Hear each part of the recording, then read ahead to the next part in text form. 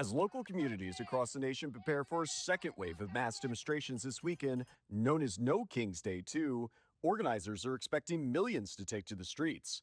In the meantime, questions are growing about the movement's true motivations and funding. Mr. Secretary, in an exclusive interview with Spotlight on Maryland, U.S. Transportation Secretary Sean Duffy warned that this weekend's protests could turn volatile if radical elements like Antifa get involved. This weekend, there will be the No Kings protests that will be sparking up here locally in Maryland, as well as the rest of the country. Are you concerned that groups like Antifa may be embedding themselves into some of these protests? And if so, are you worried about the political temperature rising because of these groups? So I'm all about free speech. I'm all about protests. It's the great American way. I am concerned about who is funding this, who's paying for it, who's organizing it. I am concerned about Antifa infiltrating and participating in the protests. And when you talk about the temperature, again, this I believe would have been Charlie Kirk's 32nd birthday. And again, he was shot because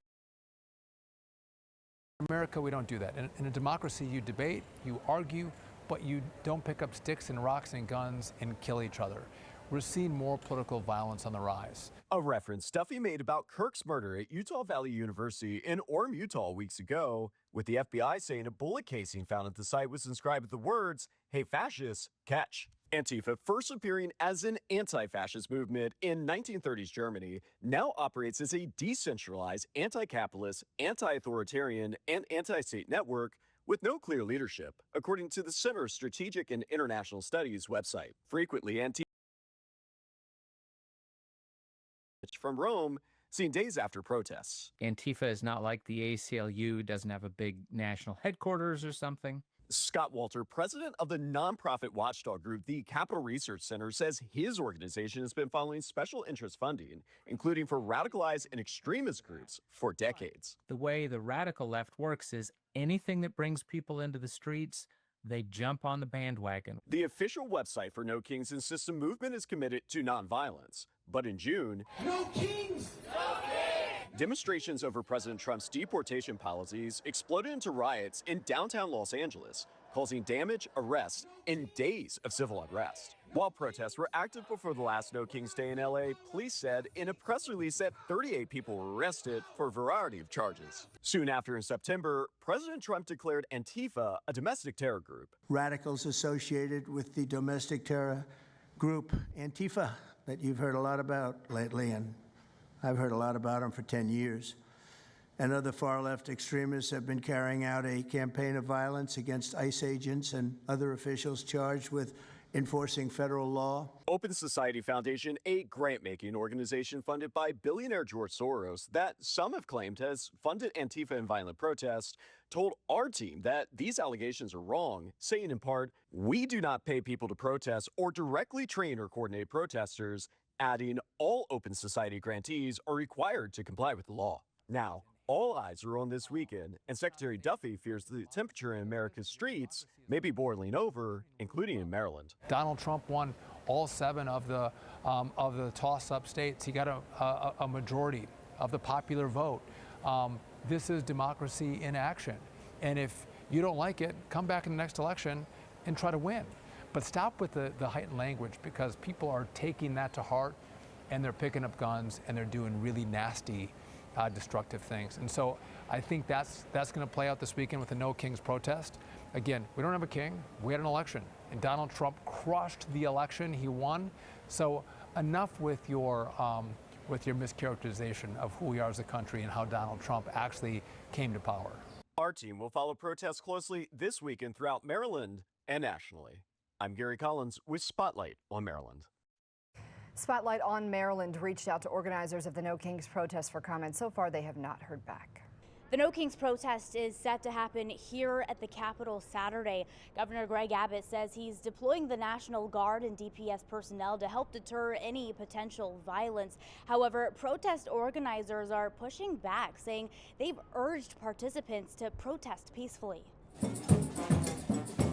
We will not be silenced. If we stop exercising our rights, our First Amendment freedom of speech, out of fear, we forfeit our power in advance. Ahead of a No Kings protest planned for Saturday in Austin, Governor Greg Abbott is taking action. In a post, he announced he's deploying both the Texas Department of Public Safety and the Texas National Guard to the capital city. He says, quote, Texas will not tolerate chaos. Anyone destroying property or committing acts of violence will be swiftly arrested. Under state law, the governor can deploy the Texas Guard to help maintain public order and protect private property if there's a credible concern about unrest. Retired Major General Bo Young says the Guard will be deployed as backup, ready to move in if local authorities need them. Soldiers, I would not expect anything other than them to provide a professional and sort of calming environment for the protests to occur. The national organizers of the No Kings protests say their core principle is nonviolence, committing to peaceful, lawful action at every event. They might try to paint this weekend's events as something dangerous to our society. But the reality is there is nothing unlawful or unsafe about organizing and attending peaceful protests. In response to the governor's announcement, Austin police released a statement saying they fully support and uphold the community's constitutional right to peacefully assemble. They add, we will work as needed with our law enforcement partners to support public safety and ensure events remain peaceful and orderly. In this country, everyone is entitled to their beliefs and to act on them lawfully without fear of punishment, no matter what the government in power happens to think of those beliefs. Now, Governor Abbott hasn't said whether he plans on deploying the National Guard to other Texas cities where protests are planned, but the protest here in Austin is set to get started at the state capitol at 2 p.m. Saturday. Reporting live in Austin, Farrah Walton, CBS Austin News.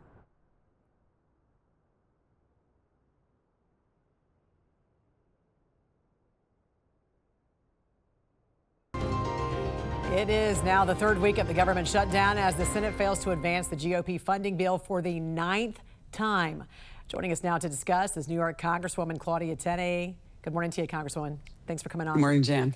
You know, a lot of lawmakers on Capitol Hill believe that Democrats purposely keeping the government shut down because of the No Kings rallies planned for this weekend. What are you hearing? Does that mean they're going to open it back up after the weekend? I mean, that's what we hear. I think it's a foolish decision. I mean, there's even evidence that some of the Democrats are trying to make this such a big deal that they think it's going to influence the decisions that have been made, and the fact that we have come to a huge compromise to put forward a continuing resolution at Biden level funding. I mean, this is not funding that was created by Democrat or by Republicans. This is Democrat funding that the Democrats have voted on numerous times. You know, and there's been evidence that the Democrats have reached out to organizations that are in the protest industry. You know, they bring paid protesters in, and they've rejected it because it's absurd.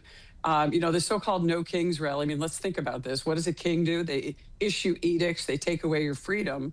And how ironic. What are we doing here? President Trump is actually taken a lot of these needless regulations, whether it's EPA under our great new leader, Lee Zeldin, and others, and given more freedom to Americans, to businesses, so that we can thrive. So what President Trump is doing is the opposite of what a king would do. And the Democrats said nothing in 4 years of the imperial presidency of Joe Biden, mostly under an auto pen. But all the rights taken away from people, cracking down on free speech, trying to interfere with social media and that is what a king does. Trump is doing the opposite. I mean, they're talking about free speech. We're talking about unnecessary regulations, making a more competitive marketplace. That's what freedom is about. That's what our country stands for. Yet they bring in Antifa, and they're celebrating socialists like Zoran Mandami, who are about authoritarianism and restricting the rights of Americans, opposite of what our founders envisioned. And how about what happened yesterday when they were demanding and chanting, some of the Congress members there, for Mike Johnson to swear in Adelita Grijalva from Arizona, swear her in as a congresswoman, yet they want to keep the government closed? Yeah, I mean, this is absurd. It's more performance art, and I think they look kind of silly. Not quite as silly as the, aging hippies riding into an ICE protest nude and on bicycles. I don't know who sat around in a in a group chat and thought of that terrible idea, but that's not persuasive. You know, a lot of these things they're doing are just performative. They're not actually coming to Washington, working with us. And look, and as Republicans, I serve on the Ways and Means Committee. I mean, what we did with the working families tax cuts was incredible, what we've done to help people. But guess what's happening? A lot of these key programs that have been implemented under that bill are not able to operate. And I toured farms and small businesses all this week in my district. They're struggling because they're on a hold with a lot of these key programs. And you know what, Jan, I have the #5 dairy district in the entire Northeast. I also have the number 1 ag district in the Northeast. And this is hurting our farmers. It's hurting our business owners. It's hurting the people that want to actually, build and invest in our communities under many of these great provisions, under low-income housing, the new markets tax credit, which I sponsored all in this bill. These are things that are getting hurt. And I will say one good thing. Yesterday, I ran into a couple of veterans and people serving. They were really grateful they got paid. They got their checks. And so thanks to President Trump for finding a creative way to make sure that our military isn't hurt, because this really hurts our readiness. My son's also an active duty Marine.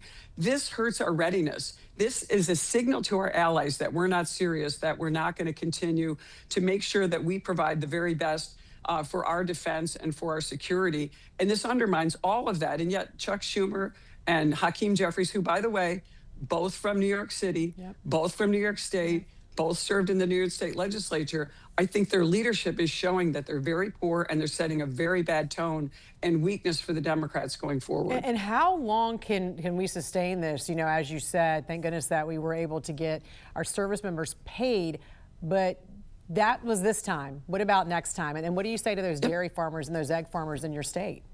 We're doing everything we can in our district. I'm certain my constituents are reaching out to our office. We're helping them with all those issues, trying to get them through the gaps. We've actually put out programs to our military that was going to give them a chance to get loans in the event they didn't get paid. President Trump solved that problem. We also used the tariff money to make sure that a lot of our needy families got their WIC money, because that's going to be cut off or was cut off. So, we're finding creative ways to fill this gap.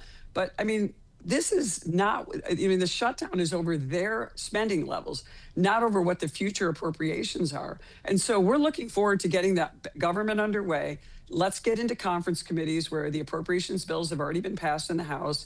Let's get together and find out ways that we can actually serve the American people, not continue with these games and this performative art that is going on with the Democrats. It's not persuasive. I can drive by a No Kings rally and honk my horn all day, and they all raise their signs. Obviously, I don't support them, but they think that they're getting somewhere. This is the kind of absurdity of this AstroTurf type protesting. Yeah. Come to Washington, do the work. Don't sit there and protest Mike Johnson when he's not even in his office. There's no one more reasonable and more truly believing in our Constitution and doing the right thing for the American people than people like Mike Johnson, President Trump, Leader Thune. We are really trying to make this happen. We are not going to inflict pain on the American people. That's why we actually passed a continuing resolution to give us more time to work on these issues. All right, New York Congresswoman Claudia Tenney, always a pleasure to have you on. Thanks for joining us this morning. Thanks so much. We appreciate it.